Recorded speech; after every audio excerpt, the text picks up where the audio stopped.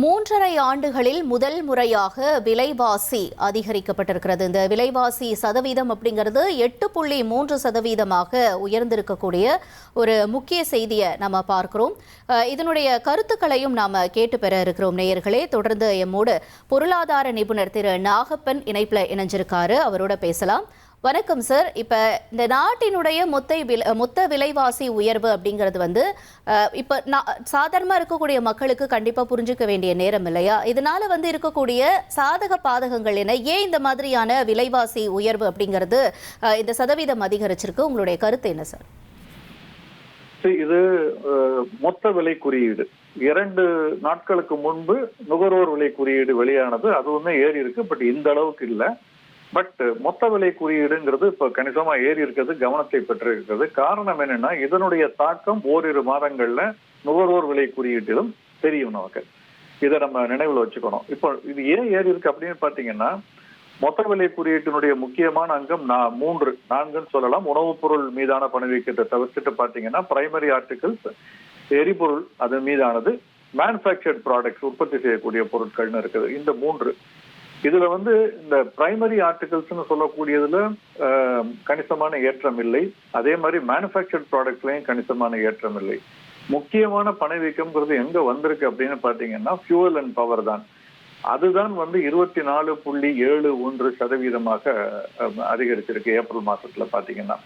So அந்த ஏற்றம் தான் இந்த ஒட்டுமொத்தமான அந்த பணவீக்க குறியீட்டுல கணிசமான தாக்கத்தை ஏற்படுத்தி இருக்கு அப்படிங்கறத நம்ம பாக்குறோம். அதுக்கு காரணம் என்ன அப்படின்னு பாத்தீங்கன்னா, அங்க ஃபியூவல் அண்ட் பவர்ல பவர் பெரிய அளவுல ஏற்றம் இல்லை. இன்னும் சொல்ல போனால் அது இறக்கத்துல இருப்பதான் நேற்று வெளியா இருக்கக்கூடிய தகவல் சொல்லுகிறது.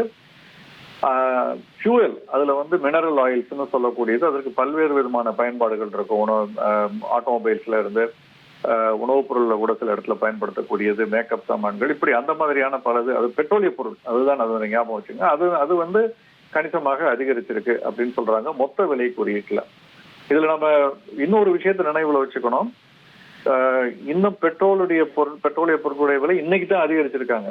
ஆனால் சென்ற மாதம் நம்ம நுகர்வோருக்கு அதிகரிக்காத போதே இந்த தாக்கம் இருந்திருக்கிறத நம்ம பாக்குறோம். இப்போ இந்த பெட்ரோல் டீசல் விலை அதிகரித்ததற்கு பிறகு நடப்பு மாதத்துல இதனுடைய தாக்கம்ங்கிறது இன்னும் கூட அதிகமா இருக்கும்னு நான் நம்புறேன். ஸோ அது நம்ம வரக்கூடிய கட்டத்துல பார்க்கணும். மெயினா இதற்கு மூல காரணம்ங்கிறது எரிபொருள். இந்த எரிபொருள் அந்த இது சரக்கு போக்குவரத்துல இருந்து பல விஷயங்கள்ல உணவுப் பொருட்கள் மீது அதனுடைய இதெல்லாம் மெல்ல மெல்ல நமக்கு எல்லாத்துலயுமே தெரிய ஆரம்பிக்கும் வரக்கூடிய மாசத்துல. இப்ப இந்த விலைவாசி அப்படிங்கிறது உயர்ந்திருக்கக்கூடியதை நம்ம பார்க்கிறோம். இதனுடைய தாக்கம் அப்படிங்கிறது இனி வரக்கூடிய நாட்கள்ல எப்படி இருக்கும் சார்? ஏன்னா இப்ப இந்த விலைவாசி உயர்ந்திருக்கு, அப்ப அடுத்த கட்டமா என்ன நடக்கும் அப்படிங்கிற ஒரு கேள்வி வரும் இல்லையா? அதுக்கான விடை என்ன சார்? இதுல நிச்சயமா வட்டி விகிதம் உயரும், அது நான் அதுக்கப்புறம் வர்றேன். பட் அதற்கு முன்பு இந்த விலைவாசி ஏற்றம்ங்கிறது மொத்த விலை குறியீடு நான் சொன்னேன். சாதாரணமாக நுகர்வோர் விலை குறியீட்டுக்கு இதனுடைய இது சேர்வதற்கு 1 மாதத்திலிருந்து 2 மாதங்கள் ஆகும், இதனுடைய முழு தாக்கம் வருவதற்கு. இது ஒரு பக்கம். இன்னொரு பக்கம் லோ பேஸ் எஃபெக்ட்னு சொல்லுவோம். சென்ற ஆண்டு இதே காலகட்டத்துல மொத்த விலை குறியீடு 0.85% இருந்தது, ரொம்ப குறைவாக இருந்தது. அதோடு ஒப்பிட்டு பார்க்கையில இது பெருசா தெரியும். அப்ப அந்த டிஸ்பிளே இந்த இம்பாக்ட் பாத்தீங்கன்னா விஷுவல் எஃபெக்ட் அல்லது நம்ம சைக்கலாஜிக்கல் எஃபெக்டுமே இதனுடைய தாக்கம் இன்னும் அதிகமா இருக்கும். ஏன்னா சென்ற ஆண்டு ஏப்ரல்ல 0.85%, மே மாசம் 0.39%.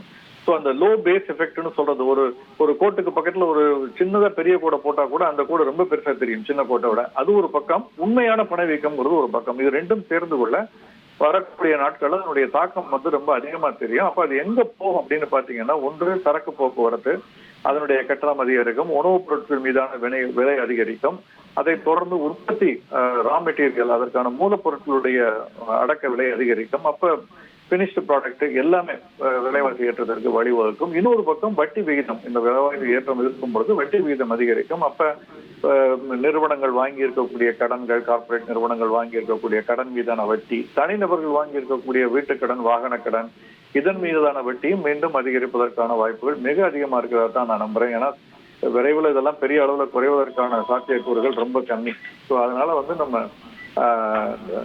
அந்த மாதிரியான ஒரு இதுக்கு தயாரா இருக்கணுங்கிறதுனாலதான் சிங்கப்பூர் பிரதமர்ல இருந்து நம்முடைய பிரதமர் வரைக்கும் இப்ப ஒரு காஷன்ங்கிறத வந்து தொடர்ந்து பண்ணிக்கிட்டு இருக்காங்கிறது நமக்கு தெரிய வருகிறது.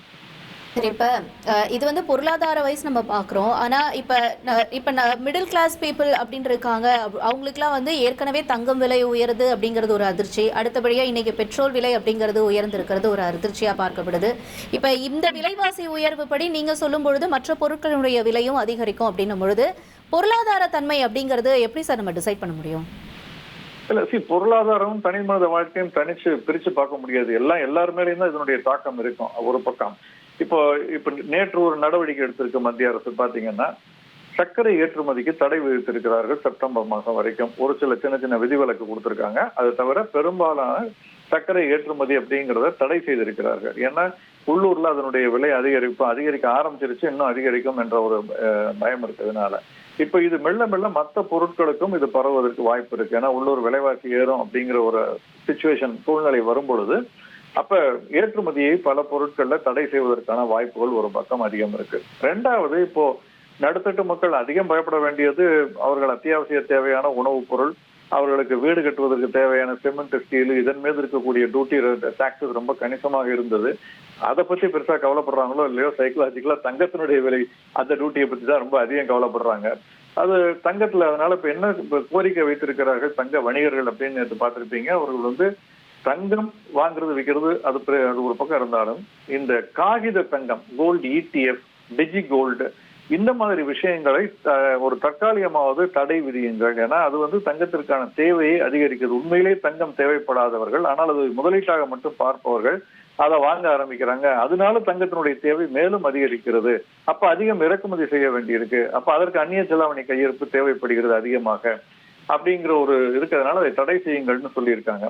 ஸோ இந்த மாதிரி அடுத்தடுத்து பல விஷயங்கள்ல வந்து இதனுடைய தாக்கத்தை நம்ம பார்க்க முடியும். ஏன்னா அந்நிய செலாவணி கையிருப்பு 11 மாதங்களுக்கு தேவையானது இருக்குன்னு ஜனவரி மாதம் பார்த்தது. இப்ப 6-7 மாதங்களுக்கு தான் நமக்கு தேவையானது இருக்குமோ என்று அது சுருங்க துவங்கி இருக்கிறது. ஏன்னா அந்த அளவுக்கு கச்சாயினுடைய விலை கிட்டத்தட்ட 2 மடங்கு அதிகரிச்சிருக்கிறது. தங்கத்தினுடைய விலை கடந்த ஓராண்டுல தங்கம் வெள்ளியினுடைய விலையும் கிட்டத்தட்ட 2 மடங்கு அதிகரிச்சிருக்கு. அப்ப நமக்கு வந்து $100 வரைக்கும் தேவைப்பட்டுச்சுன்னா இப்ப $200 தேவைப்படும் இறக்குமதியை சந்திப்பதற்கு. நம்ம 1/3 பகுதி நம்முடைய பெரும்பகுதி இறக்குமதி பார்த்தீங்கன்னா கச்சா எண்ணெய், தங்கம், உரப்பொருட்கள், இதுதான் பாதிக்கு மேற்பட்டது நமக்கு வந்து இறக்குமதிங்கிறது பார்த்தீங்கன்னா வரக்கூடியது. அதனாலதான் அந்த பொருட்களை வந்து குறிப்பிட்டும் வந்து பேசியிருக்காங்க. ஸோ நிச்சயமா இதனுடைய தாக்கம் இல்லாம இருக்காது. அதோட இல்ல, ஒரு விஷயத்த நினைவு வச்சுக்கணும், ஹார்மோஸ் ஜலசந்தி அந்த இது திறந்துட்டா கூட உடனடியாக நமக்கு எல்லாமே சுமூகமாக விரைவில் அது வராதுங்கிறத சிங்கப்பூர் பிரதமரும் சொல்லியிருக்காரு. அதுதான், ஏன்னா அங்க உற்பத்தி பாதிக்கப்பட்டிருக்கு. அதை பூரா வந்து திரும்ப மிஷினரி எல்லாத்தையும் இது பண்ணி ரீஸ்டார்ட் பண்ணணும். பல இடங்கள்ல உற்பத்தி அதிகரிக்கணும். அதற்கு பிறகு சரக்கு போக்குவரத்து, கப்பல்லாம் வந்து சுத்தி போனதுனால வெவ்வேறு நாடுகளில் வெவ்வேறு இடங்களில் சிக்கி இருக்கிறது. திரும்பி ஒருவருக்கு சரக்கு கிடைக்காம அல்லது கட்டணம் வயபிலிட்டி இல்லாம அதெல்லாம் சீராக வேண்டும்.